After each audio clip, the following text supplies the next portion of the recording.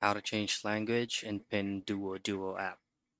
Now, Pinduoduo application is only available in Chinese, so this is already set as default.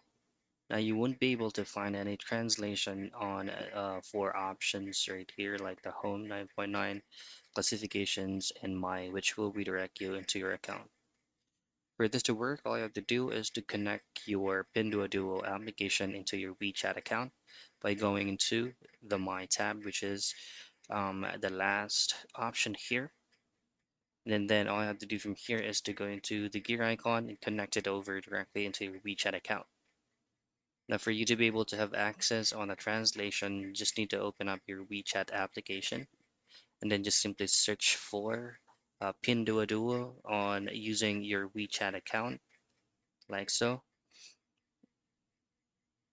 like so.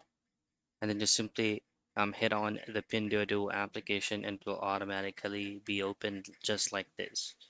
But if you will access Pinduoduo application via WeChat and then you go into the My field right here, translation option is going to be available. And that's it. That's how you change language in Pinduoduo app.